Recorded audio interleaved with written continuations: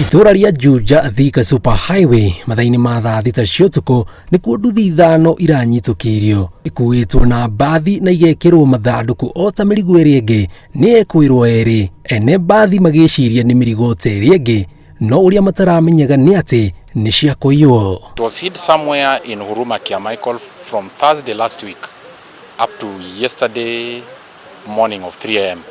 Then we noticed that it started moving towards Isili. So on following up on the GPS, we realized that it was in a booking office and they have been dismantled into parcels. Kulingana na komanda wa gĩtero kĩa Nairobi, thutha wa maabitha borithi gũkorwo makĩamũkĩra riboti ciĩgiĩ kũũra kwa nduthi irĩ njerũ, nĩho maambĩkirio thuthuria wa kwenjera kĩrĩa kĩrarĩa kĩngĩ, na haha nĩho maramenyire wara ũrĩa ũkoretwo ũgĩthiĩ na mbere. The criminals changed tact and started using public service buses. This forced the detectives to change tact, and they organized with the sellers and the operators of the motorcycles to have a different type of tracking device which the criminals don't know about.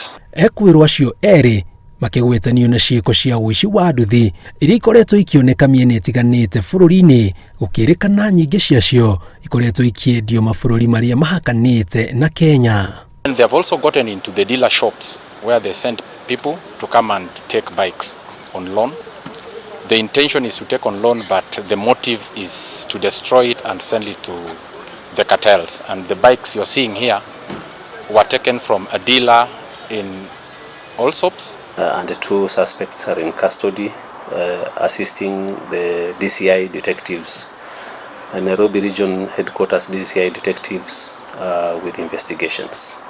Ayania motungata mũkui wa mũingĩ na ngari cia matatũ makĩria iria ithiaga ng'endo ndaya nĩmorĩtio maikare me maitho harĩ kũrora mĩrigo ĩrĩa marakua, amu ũici na mogwati nĩ maingĩ makĩria rĩrĩ tũrorete mambura ma thigũkũ. People, especially the PSV operators, should not be swayed or should not readily accept, the very flimsy excuses for not checking passengers' luggage.